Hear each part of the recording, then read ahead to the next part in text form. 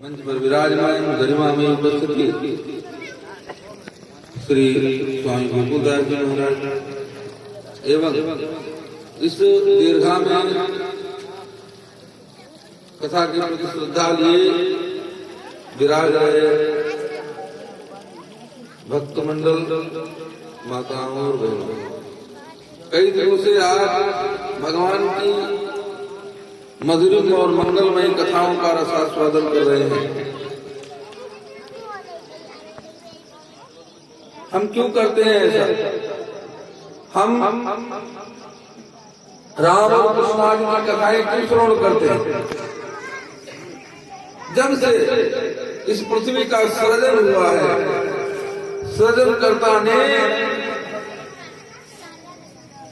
एक मन में धारणा उसके उत्पन्न हुई, एक हम बहुत श्याम, हम एक है अनेक हो जाएं, और उसने सृष्टि का गठन किया, सृजन किया। तब से वह इस सृष्टि की रक्षा के लिए संकल्पबद्ध है। आपको मालूम है कि हमारा विकास धर्म से होता है और अधर्म से हमारा विनाश होता है।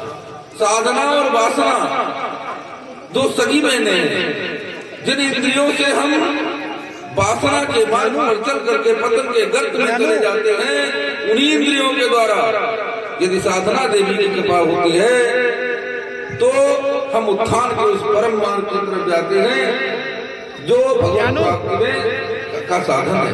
ज्ञानू तो यह जो धर्म है, जब जब तब तब वह परमात्मा अपने उस संकल्प की पूर्ति के लिए धराधर पर अवतरित करके अपने लीला चरित्रों से उस अधर्म का विनाश तो करता ही है, हमारे लिए एक आदर्श प्रस्तुत करता है। यदा यदा धर्मस्य ग्लानिर्भवति भारत अभ्युत्थानम् अभ्युत्थानम् धर्मस्य तदात्मानं सृजाम्यहम् परित्राणाय साधूनां विनाशाय च दुष्कृतां धर्म संस्थापनार्थाय संभवामि युगे युगे। और उन्हीं अवतारों की लीला कथा श्रवण करके हम पाप से मुक्त भी होते हैं तथा जीवन जीने की कला भी हम सीखते हैं। अपने हृदय में उतार करके, अपने घर आंगन में उतार करके हम धन्य होते हैं और जीवन जीने की कला सीखते हैं। बंधुओं, यह पापमय देह है, अनेक प्रकार के पापों से आच्छादित हमारा यह जीवन है। जन्म से लेकर के मृत्यु के बीच में जो समय भगवान ने हमें दिया है, उसमें अनेक प्रकार के पाप हमसे होते हैं। सहजता में देखा जाए तो चरित्र रघुनाथक से सत कोटि प्रविस्तरई, भगवान का चरित्र तो बहुत बड़ा है, लेकिन एक भी अक्षर हमारे कर्ण में पड़ जाए, एक एक अक्षराम पुंसाम महापातक नाशनम, तो हमारे पाप नाश। और दूसरा, वह जो लीला चरित्र है, उन चरित्रों का चिंतन मनन अध्ययन श्रवण करके हम धन्य होते हैं और तदनुसार चल करके महाजनाइन गता सपंथा इसको चरितार्थ करते हैं। जिस रास्ते पर हमारे पूर्वज चले हैं, हमें भी उन्हीं मार्ग पर चलना चाहिए। इसलिए हमें कथा श्रवण करनी चाहिए, मुक्ति के लिए और भक्ति के लिए भी। तो आवश्यकता है कि हम इस कथा को श्रवण करके अपने मानस में उतारें और इसके साथ साथ घर आंगन में भी उतारें। रामचरित मानस पढ़ते हो, राम तुम्हें भी बनना होगा।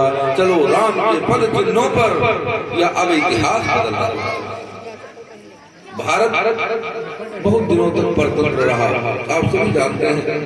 और एक विशेष बात ये है, इतनी प्राचीन संस्कृतियां विश्व की, यूनान जैसी संस्कृति और तमाम ऐसी संस्कृतियां जो समय और काल के बाद नष्ट हो गई, विनष्ट हो गई, लेकिन यह भारतीय संस्कृति या सनातन पद्धति आज भी अपने विजय की ध्वजा फहराती है भारत और पूरे विश्व को अपनी ओर आकर्षित करती है, न्योता देती है कि हमारे छतरी के नीचे आ जाओ। यह हिंदू संस्कृति क्यों? इसका क्या कारण है कि आपका वो अछूता है? उसका कारण है कि जब जब इस पर कोई आघात प्रत्याघात होता है तब तब संत जन उठकर खड़े हो जाते हैं और इसकी रक्षा का भार ऊपर ले लेते हैं और ये कथाओं के माध्यम से वो जन जन में जागृति उत्पन्न करके भगवान के दिव्य संदेशों को सुनाते हैं तथा धर्म के मार्ग पर आरूढ़ करते हैं। यह एक इतिहास है, यह एक ऐतिहासिक अध्ययन है। यह साधना की विधा तो है ही, मुक्ति का मार्ग तो है ही, लेकिन यह बताती है कथा कि तुम्हारे पूर्वज कितने गरिमामय थे, उनकी वह गरिमा कितनी दिव्य थी। वह हमारे पूर्वज जिनके सामने जब देवराज आता था, यदि वह देवराज के दरबार में पहुंच जाते थे तो आगे वही के सुरपत ले ही अर्घ सिंहासन आते, ऐसे गरिमा में। आप सभी जानते हैं सूर्यवंश, चंद्रवंश, इस तरीके के अनेक वंश, यह वर्ण व्यवस्था में चाणक्य जैसे वीर, चाणक्य जैसे बुद्धिमान ब्राह्मणों ने हमारी परिपाटी को अछूत रखने में कितनी सहायता की। नंदवंश का विनाश करके चंद्रगुप्त की स्थापना की और मर्यादा का पालन करते हुए स्वयं राज्य की इच्छा नहीं की। शासन बुद्धि विवेक किया कर शासन महिपालों ने राह दिखाई सदा इन्हें, दाढ़ी कंठी वालों ने कहने को दशरथ राजा पर वशिष्ठ का बल था, आशीष मुनि कौशिक का रघुवर बाण प्रबल था, हुए छत्रपति वीर शिवाजी पास समर्थ का शासन, चंद्रगुप्त छाया पृथ्वी पर था चाणक्य का शासन। इन महात्माओं ने यथा समय यथा आवश्यकता हम सब में यह पुकार करके कहा कि हमारे पास आओ, हम तुम्हें निर्दोष कर देंगे, तुम्हारी धमनियों में धर्म के प्रजोश भर देंगे। अरे सिंहो निराशा यह तुम्हें शोभा नहीं देती, तुम्हारे पाप को भी स्वर्ग का आरोप कर देंगे। ये महात्माओं ने कहा, कथा के माध्यम से कहा। लेकिन आज परिस्थिति भिन्न नहीं। हमारा भारत स्वतंत्र हुआ तो राम राज्य की एक परिकल्पना लेकर के स्वतंत्र हुआ।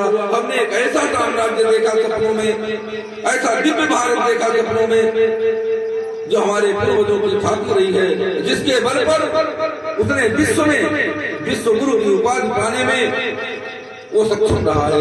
हमने ऐसे भारत का सपने देखे थे, लेकिन आज हम पूरी तरीके से आजाद होकर के सेकुलर हो गए। सेकुलर हमारे नसों और नाड़ियों में व्याप्त हो गया। हमने अपने पूर्वजों को भुला दिया। हमारी परंपराएं हमसे अलग होती चली जा रही है। हमारी चोटी हमसे दूर हो गई, ब्राह्मणों के यज्ञों पर भी दूर हो गए। क्यों भाई? चोटी आपसे खाना मांगती थी क्या? हम दिखने में अच्छे नहीं लगे। तो परिस्थिति यह है कि हम अपने मर्यादाओं से दूर हो गए। बहुत ऐसे हमारे यहाँ मजहब और धर्म है जो निष्ठापूर्वक अपनी परिपाटियों का पालन करते हैं और एकता के साथ वह हमारे सम्मुख खड़े हो जाते हैं। क्यों? क्योंकि अपने धर्म के प्रति पूरी तरीके से सन्नद्ध हैं, धर्मनिष्ठ हैं, इसलिए। और हम सेकुलर हो गए। सावधान हिंदुओं, तुम्हारी मुंह काटे डालेंगे, राम कृष्ण भी है कल्पित, ये ऐसे तर्क उछालेंगे, लेंगे पूरा राज्य, अन्यथा तुम्हें बांट फिर डालेंगे, चूक गए तो तुम्हें काट कर सेकुलर दल ले खा। यदि हमारे मध्य से यह सेकुलर को नहीं हटा तो हमें ना कथा समझ में आएगी, न भागवत समझ में आएगी, न रामायण समझ में आएगी, न हमारे पूर्वज और उनका वास्तव हमारी समझ में आएगा। हमने सब कुछ भुला दिया, हमको कुछ स्मरण नहीं रहा। आज तो हम ऐसे प्रवाह में बह रहे हैं जो पूर्ण रूप से स्वतंत्र है। हिंदी पढ़ना नहीं चाहते, संस्कृत पढ़ना नहीं चाहते, केवल और केवल अंग्रेजी विद्यालयों में जाकर के और सब कुछ हमारे पूर्वजों ने हिंदी में कहा है, संस्कृत में कहा है, हमारी जो खाती है, हमारी जो विरासत है, हम उसको जान नहीं पाए, हम उससे दूर होते चले गए। ऐसी परिस्थिति, आज हम अपनी विरासत को ही एक से देखने लगे। इसी विरासत ने तुम्हें स्वतंत्रता दी है बंधुओं, और हमने भुला गए, हमने भुला दिया राह को, भगत सिंह को, शेखर को, जौहर की पावन ज्वाला को, बची रात मुट्ठी भर को, जोरावर फतेह सिंह को, रक्त सनी उस माटी को, भामा के सर्वस्व दान को, स्वतंत्रता परिपाटी को, हाय भूल बैठे लक्ष्मी को, झलकारी को, झांसी को, कुरुक्षेत्र के चक्रपाणी को, सूरपाणी की काशी को, सबको भुला दिया। अच्छा, याद क्या रहा? याद क्या रहा? हमने आदर्श की रीति से बनाया। सोचने की बात है, हमने किसी आदर्श को स्वीकारा, हमने तो आदर्श बनाया बॉलीवुड के छक्कों को, सनी लियोनी की प्रतिभा को, उनके ठुमके धक्कों को, भौतिकता में चूर चोर अपराधियों और निठल्लों को, ड्रग्स माफियाओं दल्लों को, और धुएं के छल्लों को। ये आदर्श हमारे लिए। और हम उन्नति चाहते हैं, हम विकास चाहते हैं, हम सुखपूर्वक जीना चाहते हैं। क्या संभव है ऐसा? नहीं संभव है, कभी नहीं संभव है। हमारा इतिहास तो उन वीर पुरुषों का इतिहास रहा है जिन्होंने अपनी प्रिय पत्नी के लिए 400 योजन का समुद्र बांध दिया, उनका इतिहास रहा है। हमारा इतिहास उस स्वतंत्रता का इतिहास रहा है कि स्वतंत्रता की बलि बेटी पर चढ़ने के लिए आजीवन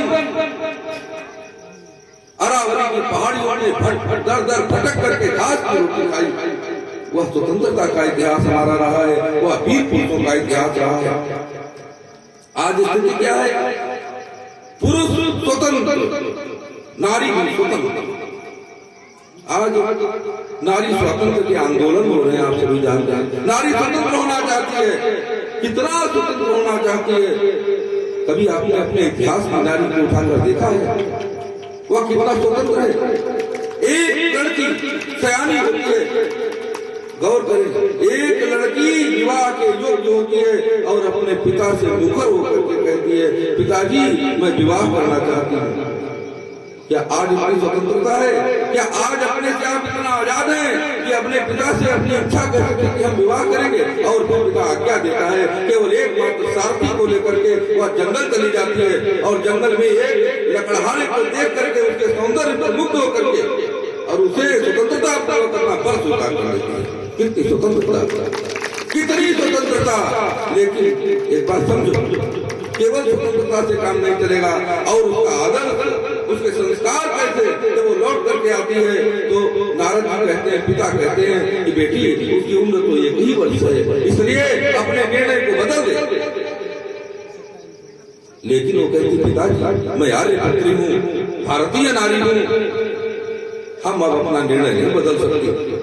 इतनी दृढ़ निर्णय। और उसके बाद उसने जो किया वो आप सबको दांत पर उंगली दबाने के लिए पर्याप्त था। क्या व्रत, संयम, उपवास, त्याग, नियम, आज के बल पर उसने 1 वर्ष में इतना वह समर्थ हो गई कि काल के देवता यमराज के हाथों से अपने पति के प्राणों को छीन लिया। वो भारतीय नारी है। शीलवती शास्त्री सपूत लड़ाया, पत्नी अभिन्न अधिकारी है, सीता थी, सती थी, अनुसुईया और शकुंतला थी, सूत्र सात्विकी है, प्रीति रीति की पुजारी है, ये सिंधनी है, सिंघहिसा जनती है सदा, संत सपूत पे सदा को बलिहारी है, सबल महा है, इन्हें अबला की न कही, वीर बहने हैं, वीर माताएं हमारी।